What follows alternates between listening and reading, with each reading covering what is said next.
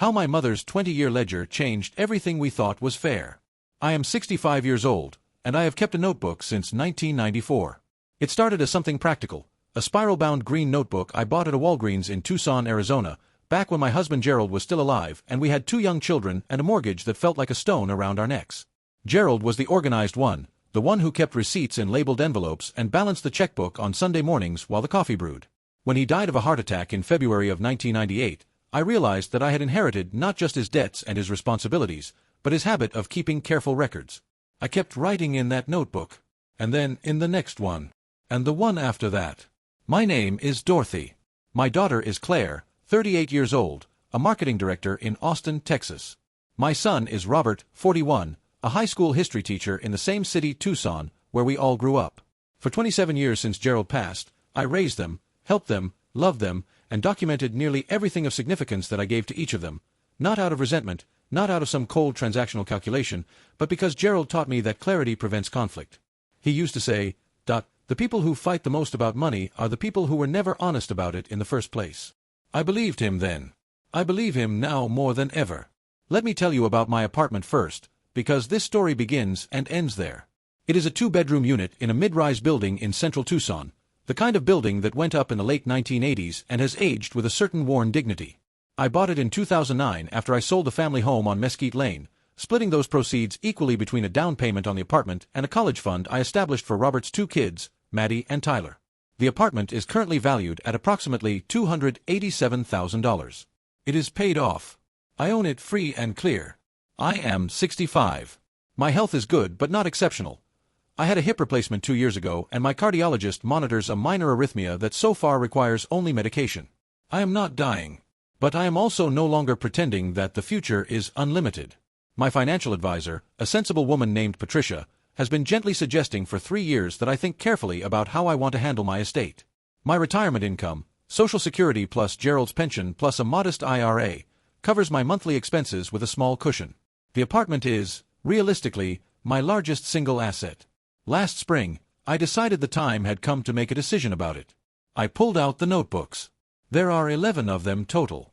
Green, red, blue, whatever was on sale. Each one is dated on the cover and filled in my handwriting, which has gotten loopier over the decades. I spent 3 evenings at my kitchen table going through them, making a summary document on a legal pad, and what emerged was a picture I had known existed but had never seen laid out so starkly. Let me share what I found, because it is the entire heart of this story. For Claire. Over 20 years of documented assistance, I gave my daughter the following: $43,000 in direct financial transfers. This includes $18,000 toward her first apartment security deposit and first year's rent when she moved to Austin at 24. It includes $9,500 in emergency transfers during a difficult divorce from her first husband, Marcus, in 2015. It includes $7,200 in credit card debt relief in 2011 when she was between jobs and the interest was swallowing her. It includes $4,800 in various smaller amounts, a car repair here, a medical copay there, a flight home for Christmas when she couldn't afford the ticket. It includes $3,500 I paid directly to a therapist she saw for 2 years when she was struggling after the divorce. In terms of physical presence and time, I visited Claire in Austin 11 times over 20 years. Most visits were 4 to 5 days. She came home to Tucson 14 times. I watched her children. She has 1 daughter, Sophie, now 12, perhaps a total of 6 weeks combined over the girl's lifetime, mostly during a summer Claire was dealing with a custody situation. For Robert. Over the same 20 years, I gave my son the following in direct financial assistance: $14,200. This includes $6,000 toward his wedding in 2009. It includes $3,800 across various smaller amounts over the years. It includes $4,400 in assistance during a period in 2017 when his wife Denise had a serious illness and they were managing on his teacher's salary alone. But here is the other side of the ledger. Robert has lived in Tucson his entire life. He has been present.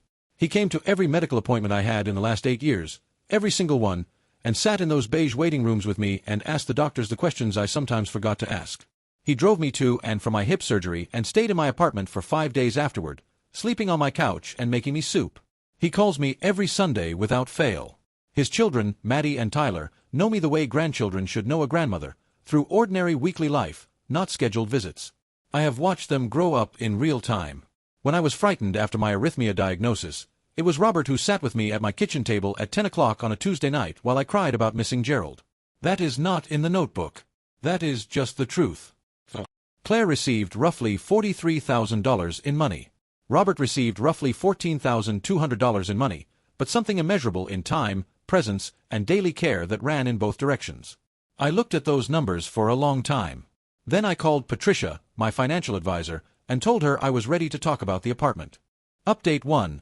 The decision takes shape. 3 months before the conversation.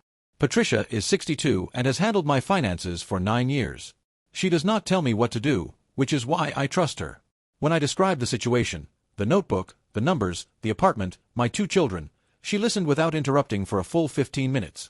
Then she said, "Dorothy, have you considered a life estate deed with an unequal distribution?" I had not. I asked her to explain. A life estate deed, she told me, would allow me to remain in the apartment until my death, after which it would transfer automatically to whomever I designated, bypassing probate. I could designate the full property to one child, or split it in any proportion. Any transfer made now while I was living would have gift tax implications above certain thresholds, but a bequest at death would likely fall under estate tax limits given my overall asset level. She recommended I speak with an estate attorney. I called a woman named Helen, an estate attorney Patricia recommended, the following week. Helen's office was in a beige building off Campbell Avenue, which I found fitting, given how beige and practical this whole process was starting to feel. Helen walked me through several options. I could leave the apartment equally to both children, 50/50ths. I could leave it to one child entirely. I could leave it to one child but attach a condition that required a cash payment to the other. Or, and this was the option that began to feel most right to me, I could structure the bequest to account for what I had already given, treating the estate as a whole rather than the apartment in isolation. Helen said something I wrote down: an equal split isn't always an equitable split. Equal means the same. Equitable means fair. I drove home thinking about the difference between those 2 words. I had been conflating them for 20 years. When I finally decided what I wanted to do, I did not call my children separately and tell them individually. I had considered that, the quiet one-on-one conversations, the gentle separate disclosures. But I had watched enough family situations collapse precisely because information was delivered asymmetrically, with each person receiving only their own version of events. Gerald had managed the family finances alone for years, and when he died, I discovered several things I had not known and which caused me a complicated grief, not because he had done anything wrong, but because the secrecy itself felt like a small closed door between us.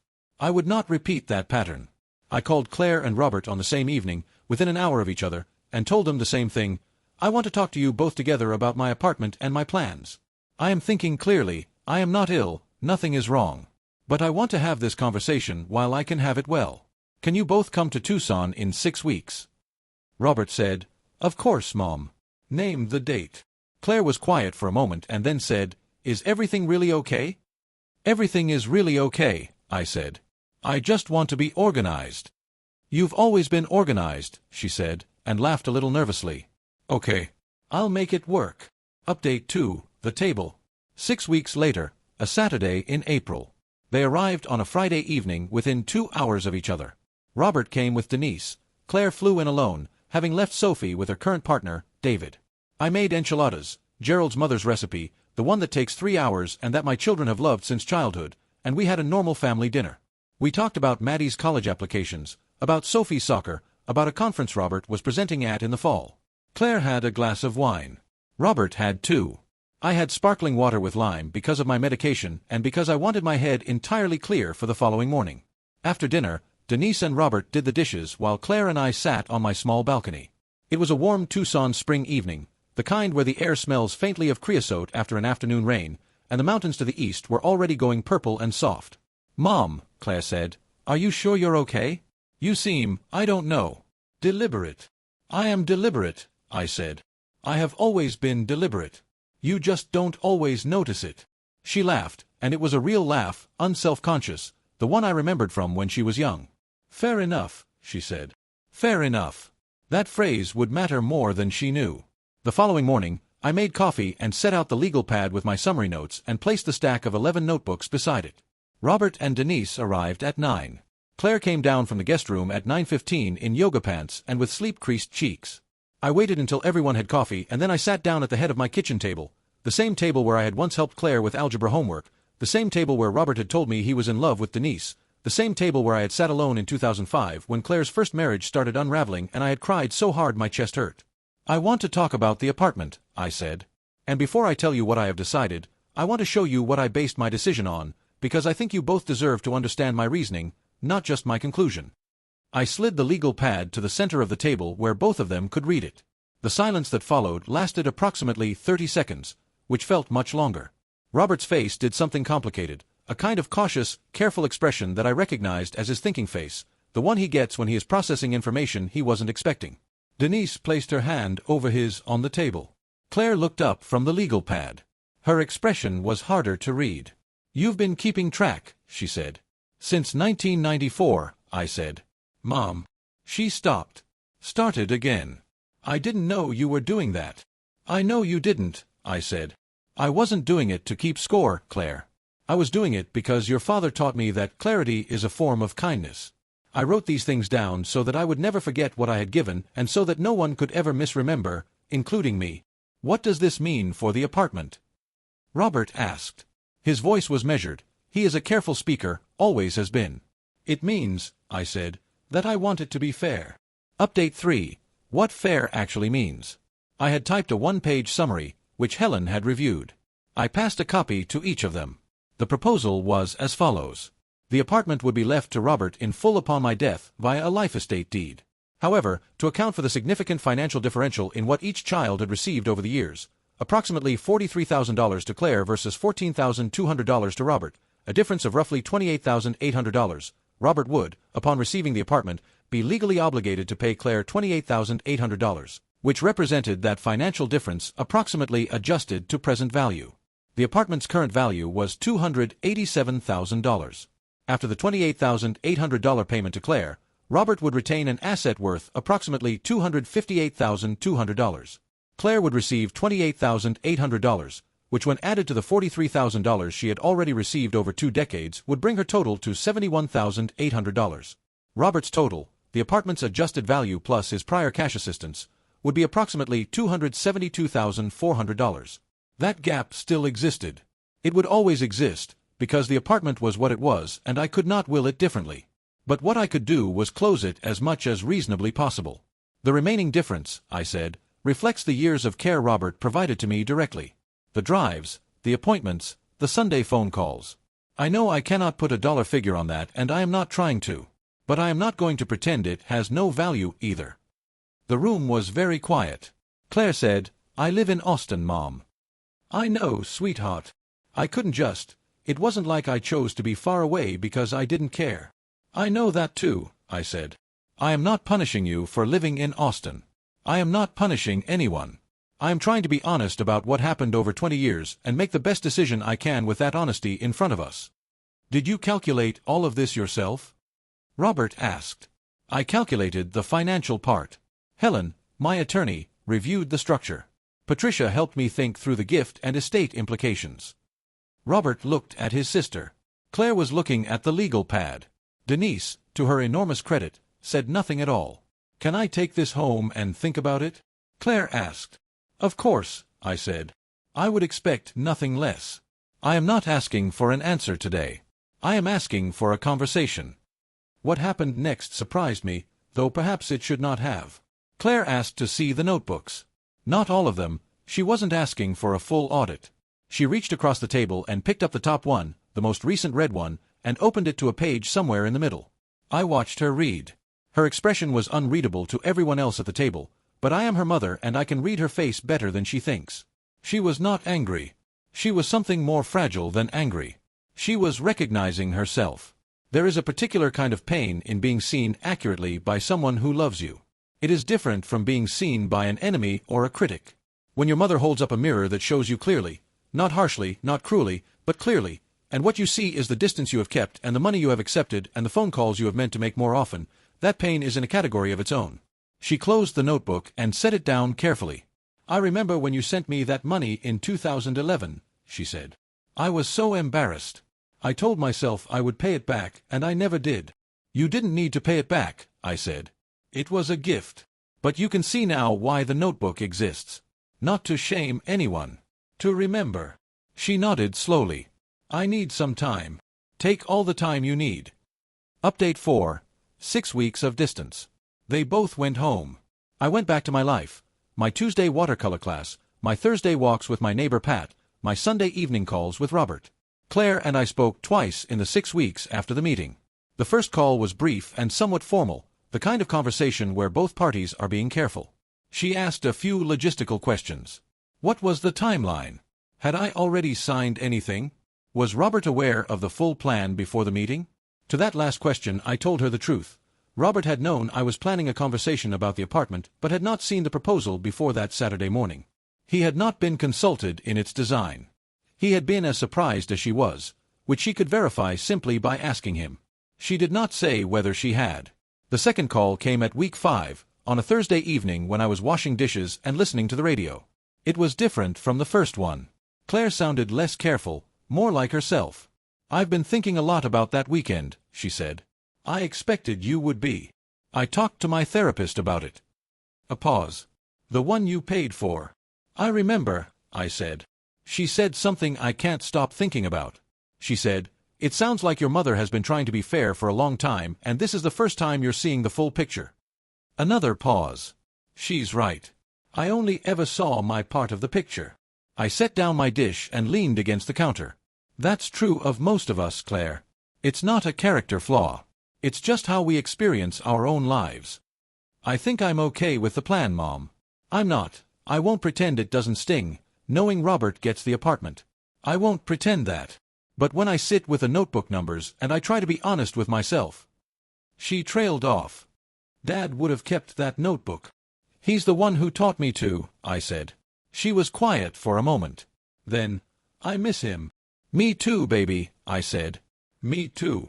Robert called the following Sunday, as always. He told me he had been talking to Denise about the plan every night since the meeting. He said he wanted me to know 2 things. First, he did not feel the apartment was compensation for anything he had done, because he had never experienced his presence in my life as a transaction. He came to my appointments because he wanted to come. He called on Sundays because Sunday without talking to me felt incomplete. I know that, I said. Second, he said, I want you to know that if Claire is not comfortable with this, if she feels it's genuinely unfair to her, I will talk to you about adjusting the numbers. She's my sister. The apartment is a piece of property. She is my sister. I had to set down the phone for a moment and compose myself. When I picked it back up I said, that is exactly the kind of person I hoped you would become. You raised me, Mom, he said simply. Update 5. Helen's office and what comes after. 8 weeks after the family meeting. I went back to Helen's office on a Wednesday morning in June. The desert outside was already at 94 degrees by 9 a.m. and the air conditioning in Helen's building was working hard. I brought both of my children's phone numbers on a card in case she needed to speak with them, and I brought the notebooks in a canvas tote bag because I wanted them nearby, the way some people bring a Lucky Charm. I signed the life estate deed. The apartment would remain mine, fully, for the duration of my life. I could not be removed, could not be asked to leave, could not be forced to sell. Upon my death, it would transfer automatically to Robert. The deed included a legally enforceable provision requiring Robert to pay Claire $28,800 within 12 months of receiving the property, drawn from either the sale of the property or his own assets. Helen had confirmed this was clean, enforceable, and clearly structured. I signed it with a pen that had run dry halfway through my name, and I had to press hard to finish the letters. Helen notarized it. Her assistant filed the copy. And that was that. 27 years of thinking, 20 years of notebooks, 11 spiral-bound records of a life lived in constant relation to the people I loved most, and it came down to about 40 minutes in a beige office off Campbell Avenue in Tucson, Arizona. On my way home, I stopped at Walgreens. I bought a new notebook. Green. It felt right. Reflection. What the notebooks actually taught me. People sometimes ask me, friends, a few people at my watercolor class who have heard pieces of this story, whether the whole exercise was worth it. Whether the discomfort of that Saturday morning conversation, with my legal pad and my 11 notebooks and my careful asymmetrical proposal, was worth what it might have cost in terms of family warmth or ease. I understand the question. It is the question that assumes the alternative is comfortable. It is not. The alternative is what happens in most families. The parent dies, the will is read, someone feels it is unfair, and then the children spend the next decade navigating a resentment that can never be addressed directly because the person who made the decision is no longer there to explain themselves. I have watched this happen to 3 families I know personally. In one case, a brother and sister who had been close their entire lives stopped speaking over a beach house their mother left entirely to the brother because he had always loved the ocean. The sister was not in the will to punish her. She was not in the will because her mother had simply never thought it through clearly. She had assumed equal meant fair and left nothing behind to explain otherwise. My daughter and my son are different from what they would have been if I had chosen silence.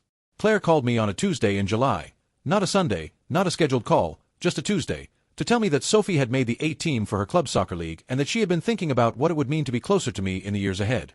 Not moving back to Tucson necessarily, but visiting more. Being more present.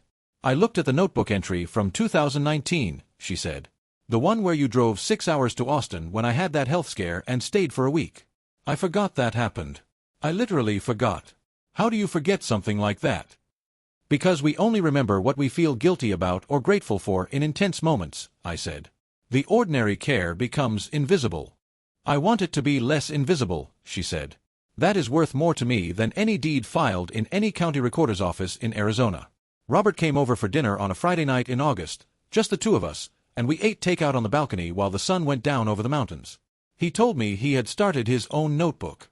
Not for keeping track of debts or gifts, just for writing down the things that mattered before he forgot them.